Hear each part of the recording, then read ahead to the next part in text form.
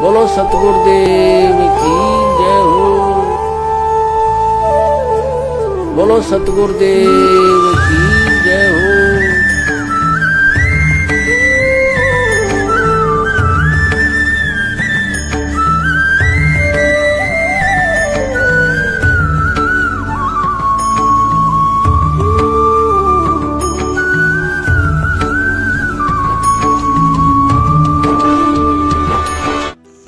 बंदी छोड़ सतगुरु रामपाल जी महाराज जी की जय हो।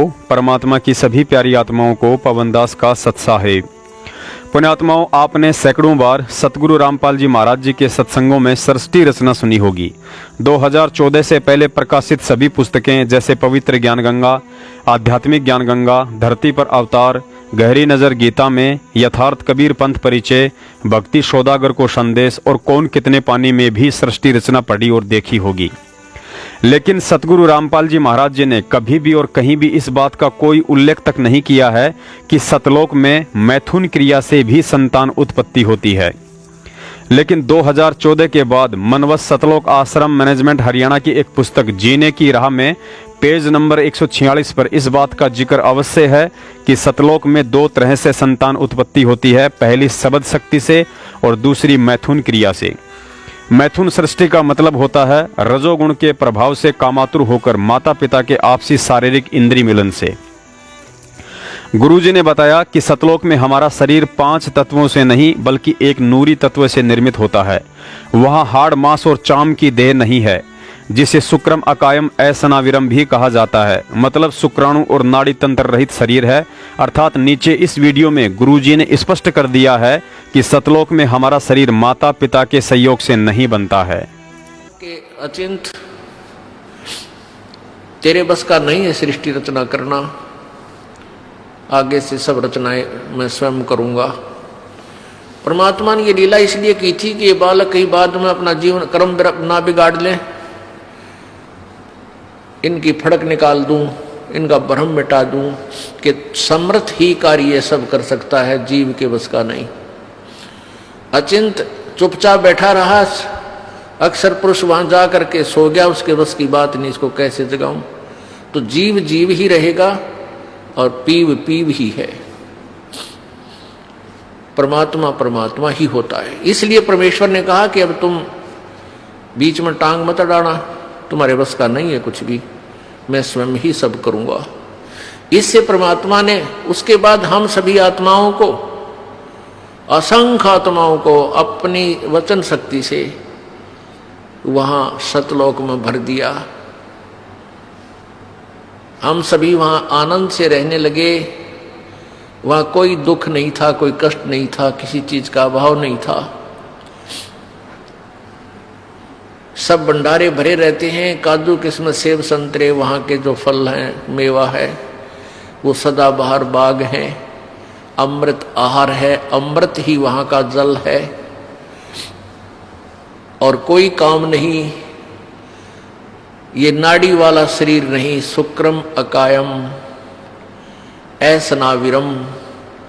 वहाँ हमारा जो शरीर है वो बगैर स्नायु का है, और ये माता पिता के योग से बने हुई शुक्र से बना हुआ हमारा शरीर नहीं है। तो वहाँ कोई रोग नहीं, कोई बीपी हाई ना, कभी लो नहीं, किसी प्रकार का कोई शुगर नहीं, ना वहाँ कैंसर, ना फेफड़े खराब हो, ना गुर्दे खराब हो। पुण्यात्माओं, आपने गुरुजी के मुख कमल से यह भी अवश्य सुना होगा कि सतलोक में तेज पुंज से बने अमृत आहार हैं। वहाँ हम जो भी और जितना भी खाते हैं वह हमारे शरीर में ही समा जाता है।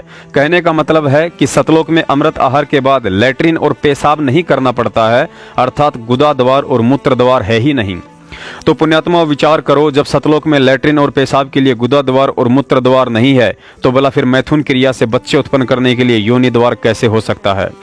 दूसरी विचारणीय बात यह भी है कि जिस समय सतलोक में काल भगवान ने 21 ब्रह्मांड, 3 गुण और 5 तत्व प्राप्त किए थे, उसके बाद उसने दुर्गा के युवा शरीर को देखकर काम वासनावश होकर उसे अपने नाखूनों से स्त्री इंद्री लगानी चाहिए।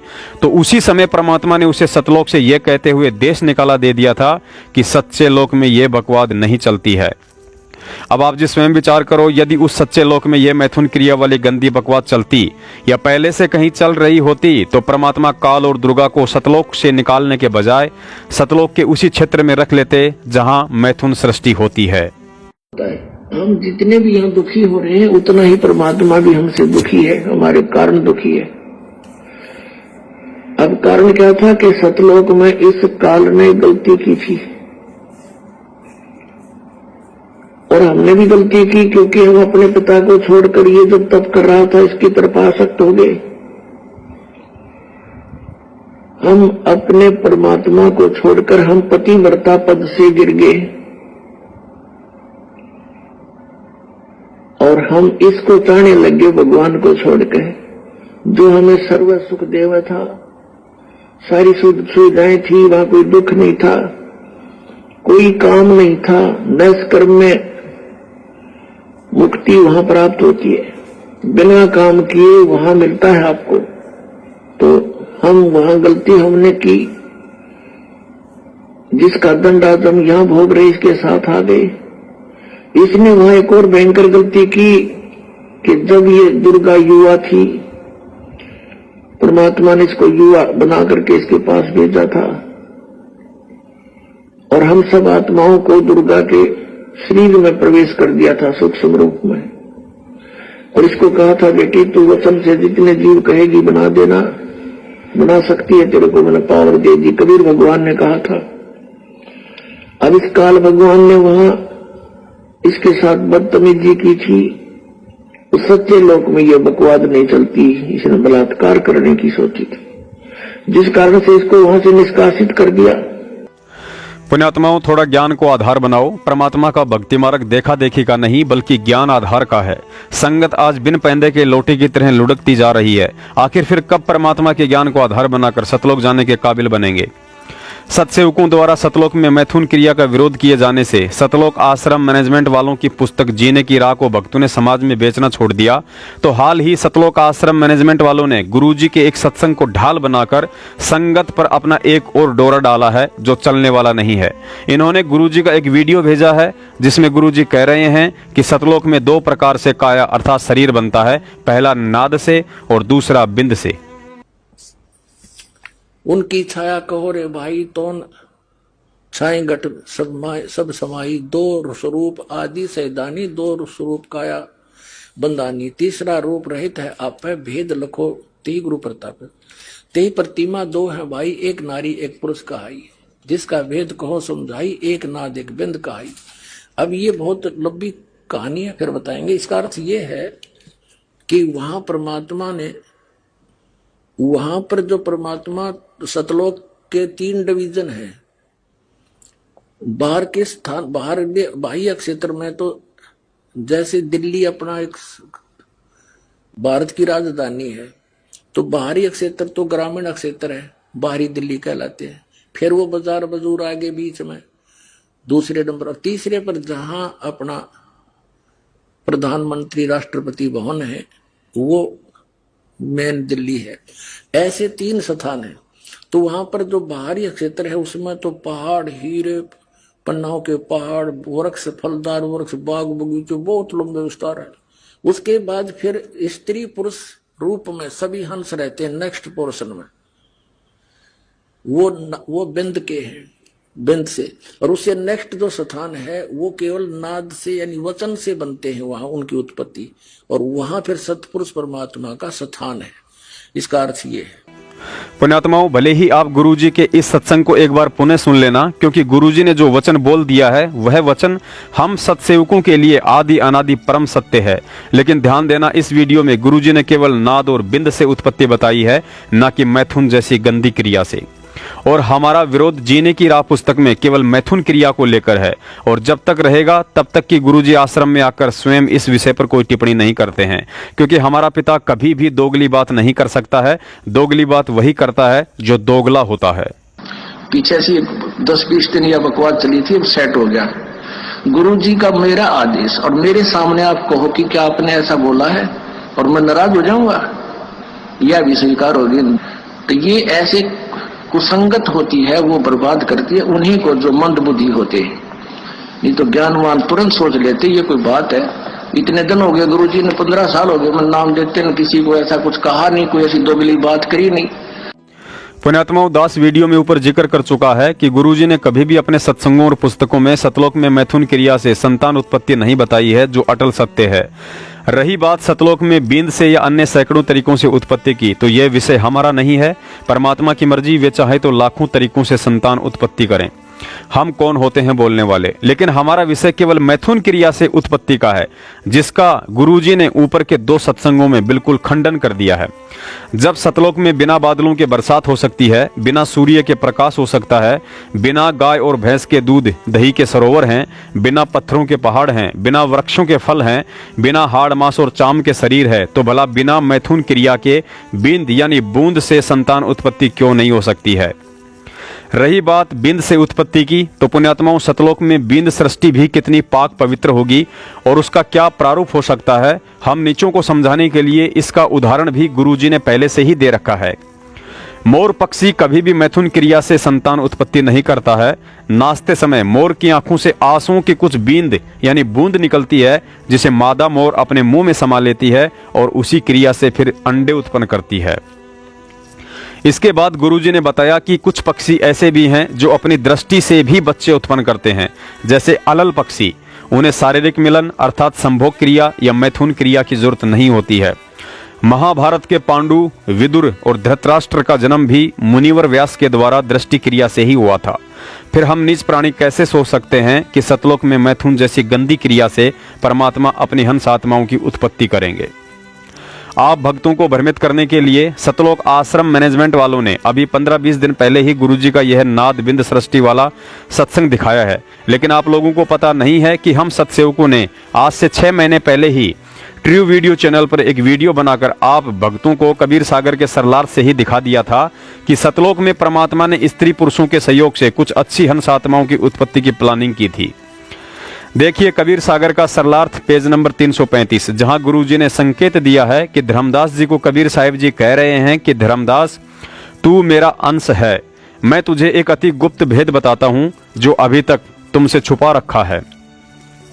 7 सुरती तो उत्पन्न करने वाली हैं, तुम 8वीं सुरती हो तथा 9तम सुरती मेरा निज वचन है, यानी उसको पूर्ण मोक्ष मंत्र देने का अधिकार मैंने दिया है। जो उससे दीक्षा लेगा उसको काल चोर रोक नहीं सकता। धर्मदास ने प्रार्थना की कि हे परमात्मा, मुझे वह वचन बताओ जिससे जीव जन्म मरण के चक्कर में ना आए। परमात्मा कबीर जी ने कहा कि 8 बूंद यानी सतलोक में स्त्री पुरुष से उत्पन्न अच्छी आत्माओं हंसों द्वारा काल लोक से जीव मुक्त कराने की युक्ति अर्थात योजना बनाई थी। तुम 8वीं बूंद हो, लेकिन तुम सबको काल ने भ्रमित कर दिया। अब 9वीं बूंद अर्थात 9तम सुरती को संसार में भेजूंगा, उसका जन्म भी तुम्हारी तरह बूंद से यानी बिंद से माता पिता से होगा। उस एक बूंद से तेरे सहित 8 बूंद तथा तेरे बिंद वाले 42 वंश पार कर दिए, यानी आशीर्वाद दे दिया। हे धर्मदास, तू मेरी 8वीं सुरती है जो संसार में भेजा है। कलयुग 5505 वर्ष बीत जाने पर मेरा यथार्थ 13वां कबीरपंथ चलेगा। उसको चलाने वाली मेरी 9तम सुरती होगी। वह 9वीं आत्मा मेरा निज वचन यानी सत्य नाम सार शब्द लेकर जन्मेगा। उसके द्वारा चलाए पंथ में जो नाम दीक्षा लेगा, काल चोर उसको रोक नहीं पाएगा। पुण्यात्माओं, वह 9तम सुरती अर्थात 9वीं बूंद संत रामपाल जी महाराज जी को कहा गया है। इस संपूर्ण लेख पर आपने यह गहनता से विचार करना होगा, तभी आपको सतलोक की बिंद सृष्टि का मतलब समझ में आएगा कि वहां बिंद सृष्टि मैथुन से होती है या नहीं। कबीर साहिब जी ने कहा कि धर्मदास, सर्वप्रथम मैंने इस काल लोक से जीव आत्माओं को मुक्त करवाने के लिए सतलोक में 8 बूंद यानी सतलोक में स्त्री पुरुष से उत्पन्न अच्छी आत्माओं हंसों द्वारा काल लोक से जीव मुक्त करवाने की एक युक्ति अर्थात योजना बनाई थी। तुम 8वीं बूंद हो अर्थात धर्मदास जी वाली आत्मा को परमात्मा ने सतलोक में स्त्री पुरुष वाली बिंद सृष्टि यानी माता पिता की बूंद से उत्पन्न किया था, लेकिन काल ने धर्मदास जी को भी भ्रमित कर दिया था। इसके बाद परमात्मा ने कहा कि अब उसी विधि से अर्थात सतलोक में जैसे माता पिता की बूंद से तुम्हें उत्पन्न किया था, ठीक वैसे ही 9वीं बूंद उत्पन्न करूंगा, जिसे 9तम सुरती अर्थात 9वीं आत्मा भी कहा है। पुण्यात्माओं, यहाँ ध्यान देना, उस 9वीं बूंद संत रामपाल जी महाराज जी को माता पिता यानी स्त्री पुरुष के संयोग से बिंद सृष्टि द्वारा सतलोक में उत्पन्न किए जाने की बात कही जा रही है, ना कि काल लोक में माता पिता की बूंद से जन्म लेने की। तो यहां साबित हो चुका है कि वह नौतम सुरती संत रामपाल जी महाराज जी हैं, क्योंकि ऊपर स्पष्ट लिखा है कि धर्मदास वह नौतम सुरती मेरे यथार्थ 13वें कबीर पंथ का संचालक होगा, जो सत्य नाम सार शब्द लेकर जन्मेगा और जो उससे नाम दीक्षा लेगा, काल चोर उसे रोक नहीं पाएगा। तो पुण्यात्माओं, अब दास का सवाल यह है, यदि सतलोक में मैथुन जैसी गंदी क्रिया से बिंद सृष्टि होती है तो फिर यह भी 100% सत्य मान लेना कि आप जिस महापुरुष संत रामपाल जी महाराज जी को अपना सतगुरु या परमात्मा मानते हैं, उन्होंने भी सतलोक में उसी गंदी मैथुन क्रिया से जन्म लिया है जो कबीर सागर में स्पष्ट लिखा है। और जो स्वयं मैथुन क्रिया से जन्मा हो, फिर भला वह परमात्मा कैसे हो सकता है। पुण्यात्माओं, यहां आपने गहनता से विचार करने की जरूरत है, ना कि मन में शंका उत्पन्न करने की। यहां तो स्पष्ट लिखा है कि वह 9वीं बूंद संत रामपाल जी महाराज जी हैं, जिसे सतलोक में माता पिता की बिंद यानी बूंद से कबीर साहिब जी ने उत्पन्न किया है। फिर संत रामपाल जी महाराज जी परमात्मा कैसे हो सकते हैं। पुण्यात्माओं, इसी छल छिद्र को समझाने के लिए वह परमात्मा तत्व ज्ञान देता है, ताकि हम उनके इशारों को समझें। यहां सारी की सारी प्रक्रिया सिर्फ और सिर्फ काल भगवान को चकमा देने के लिए स्वयं परमात्मा करता है। आज हमें अच्छे से पता चल गया है कि 650 साल पहले स्वयं कबीर साहिब जी ही आए थे और धर्मदास जी सहित हम सभी को अपना शिष्य बनाया। लेकिन उस समय उन्होंने काल को धोखे में रखने के लिए हमेशा धर्मदास जी को यही कहा कि धर्मदास, जब तुम आत्माओं का दुख दर्द देखा नहीं गया तो मुझे उस परमात्मा ने यहां भेजा है। लेकिन जब धर्मदास ने सतलोक में देखा तो हक्का बक्का रह गया कि यह तो स्वयं ही परमात्मा है, जो मुझे पृथ्वी लोक पर कहा करते थे कि मुझे तो परमात्मा ने भेजा है। अब मूर्ख व्यक्ति तो यही समझेगा कि कबीर साहिब जी झूठ बोलते हैं, लेकिन वे झूठ नहीं बल्कि अपनी आत्माओं को काल से मुक्त करवाने के लिए 100 छल छिद्र करते हैं, जो छल कपट में नहीं आता है। उस समय कबीर साहिब जी ने एक और बात कही थी कि 12वें पंथ प्रकट हो वाणी, शब्द हमारे की निर्णय ठानी, अस्थिर घर का मरम न पावे, ये 12 पंथ हम ही को ध्यावें। फिर कहा था कि 12वें पंथ हम ही चलावें और सब पंथ मिटा एक ही पंथ चलावें। पुण्यात्माओं, विचार करना, यहाँ कबीर साहिब जी ने स्पष्ट कर दिया है कि 12वें पंथ में हम स्वयं ही आएंगे और सब पंथों को मिटाकर एक ही पंथ चलाएंगे। और आज जग जाहिर है कि 8 सितंबर 1951 में वह कबीर परमात्मा प्रकट हुआ। फिर 17 फरवरी 1988 में अपने मुंह बोले गुरु स्वामी राम देवानंद जी महाराज जी के माध्यम से 12वें पंथ में प्रवेश किया और आगे चलकर 1997 में स्वामी राम देवानंद जी के सतलोक गमन के बाद 13वां यथार्थ कबीर पंथ चलाया। और आज संत रामपाल जी महाराज जी के रूप में कहते हैं कि वह परमात्मा नहीं आया तो मुझ दास को अपनी सारी पावर देकर भेज दिया। पुण्यात्माओं, विचार करो, परमात्मा सतवादी होता है। जब उन्होंने धर्मदास जी से कह दिया था कि 12वें पंथ में मैं स्वयं ही जाऊंगा, लेकिन अपने गुरु जी कहते हैं कि खुद नहीं आए तो मुझ दास को भेज दिया। पुण्यात्माओं, यहां हमें यही विचार करना है कि फिर परमात्मा के स्वयं ना आने के पीछे क्या कारण रहा होगा। क्या परमात्मा किसी फैक्ट्री में काम करता है जो उन्हें 12वें पंथ में आने के लिए छुट्टी नहीं मिल पाई? क्या परमात्मा की कोई पत्नी है जिसने 12वें पंथ में नहीं आने के लिए उनको कमरे में बंद करके बाहर से ताला लगा दिया होगा? क्या परमात्मा कोई सामान्य व्यक्ति की तरह हैं जिनको समय की भूल पड़ गई और याद नहीं रहा होगा कि मुझे 12वें पंथ में पृथ्वी लोक पर जाना है? पुण्यात्माओं, जगत वाले भाई बहन इन सब बातों को नहीं समझ सकते हैं, क्योंकि उन्हें ना ही तो ज्ञान है और ना ही तत्व ज्ञान। लेकिन हमें तो सतगुरुदेव जी ने ज्ञान भी दिया है और तत्व ज्ञान भी। फिर भला हम इस सांकेतिक बात को समझने में त्रुटि क्यों कर रहे हैं? हम क्यों नहीं समझ पा रहे हैं कि समर्थ का कार्य स्वयं समर्थ ही कर सकता है?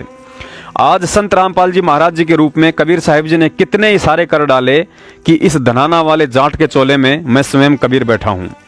गुरु जी बार बार कहते हैं कि अपने द्वारा रची गई सृष्टि की सही सही जानकारी केवल वह परमात्मा स्वयं ही आकर देता है, अन्य कोई नहीं दे सकता है। फिर हम मूर्खों के क्यों समझ में नहीं आता है कि संत रामपाल जी महाराज जी कौन हैं, जिनके अलावा आज इस पृथ्वी पर किसी भी संत के पास सृष्टि रचना का यथार्थ ज्ञान नहीं है। संत रामपाल जी महाराज जी कहते हैं कि इस पूरी सृष्टि में इस दास के अलावा कोई भी सत्संग करने का अधिकारी नहीं है। फिर भी हम मूर्खों के समझ में क्यों नहीं आ रहा है कि संत रामपाल जी महाराज जी कौन हैं? संत रामपाल जी महाराज जी कहते हैं कि इस दास के अलावा आज 21 ब्रह्मांड में कोई सतगुरु कहलाने का अधिकारी नहीं है। फिर हम मूर्खों के समझ में क्यों नहीं आ रहा है कि संत रामपाल जी महाराज जी कौन हैं?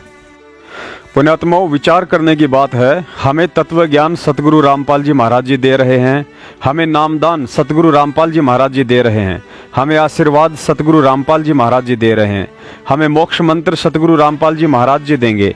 शरीर छोड़ने के बाद सभी प्रधान देवी देवताओं का ऋण सतगुरु रामपाल जी महाराज जी हमारे वकील बनकर चुकता करवाएंगे। त्रिकुटी पर स्वयं सतगुरु रूप में संत रामपाल जी महाराज जी हमें मिलेंगे। धर्मराज के दरबार में ओम नाम की कमाई से काल का ऋण सतगुरु रामपाल जी महाराज जी चुकता करवाएंगे। फिर 10वें द्वार के अंतिम छोर झांझड़ी द्वीप में बैठे काल के सिर पर पैर रखवाकर अक्षर पुरुष के लोक में सतगुरु रामपाल जी महाराज जी लेकर जाएंगे। अक्षर पुरुष के लोक से जाने के मार्ग का ऋण सतगुरु रामपाल जी महाराज जी चुकता करवाएंगे। भंवर गुफा से सतगुरु रामपाल जी महाराज जी पार करेंगे। सिंधु सरोवर अर्थात मानसरोवर में नहलाकर काल लोक की बची खुची वृत्ति और याददाश्त से छुटकारा भी सतगुरु रामपाल जी महाराज जी ही दिलवाएंगे। फिर सतलोक के सिंहासन पर भी हमें यही सतगुरु रामपाल जी महाराज जी बैठे हुए मिलेंगे। जैसे कि पूर्व में नीचे से गए हुए महापुरुषों जैसे नानक जी, दादू जी, धर्मदास जी, मलुकदास जी, घीसादास जी, गरीबदास जी आदि को सतलोक के सिंहासन पर भी वही महापुरुष बैठा हुआ मिला था जो उन्हें सतगुरु रूप में नीचे से ज्ञान और मंत्र देकर लेकर गया था। अब आगे दास आज सिद्ध करना चाहता है कि सतलोक में परमात्मा और हंस कैसे है। जब सतलोक में पहुंचे तो वहां साधु रूप में गए थे नीचे से। वहां जो द्वारपाल था परमात्मा का गेट कीपर, उससे कहा कि भाई ये एक आत्मा आया है यहाँ पर नीचे से और इसको परमात्मा के दर्शन करवा दो। द्वारपाल ने अन्य को बुलाया। वहां के जो हंस रहते हैं, पुण्यात्मा रहते हैं, मनुष्य शरीर में है, वहां पर नर और नारी रूप में है, और उनसे कहा कि जाओ इस प्यारी आत्मा को भगवान के दर्शन करा के लाओ। उनकी सभी वर्णन कर रखा कबीर सागर में धर्मदास जी ने। तो वो लेकर चले उनको। उनके गले में माला थी, नाक सुंदर थे, कान भी बड़े अच्छे थे, सारी वर्णन कर रखे।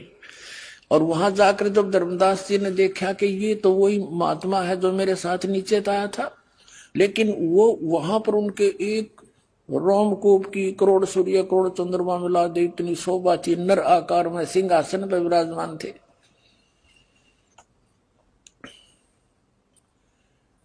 फिर उसको कहा कि जाओ वे ले जाओ, हो गया दर्शन।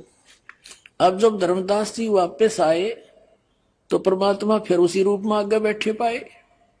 तब क्या बोलते हैं कि हे भगवान, आपने वो शोभा यहाँ क्यों छुपा रखी है जो आपका वहां शरीर इतना सुंदर तेजों में है। बोले हे परमात्मा, आप तो स्वयं ही भगवान हो, आप ही अमर पुरुष हो, हमें तो बुलबुलियां कर रहे थे। पुण्यात्माओं, इतना सब कुछ देखने और दिखाने के बाद यह दास हर साल 8 सितंबर को सतगुरु प्रगट दिवस को भूलकर जून के महीने में कबीर प्रगट दिवस मनाने के लिए रोहतक और जबलपुर में धक्के खाने वाली आत्माओं से निवेदन करता है कि फिर इस भक्ति मार्ग में हम भक्तों के लिए वर्तमान में कबीर साहिब जी की फोटो का क्या रोल है, यदि है तो बता दीजिए।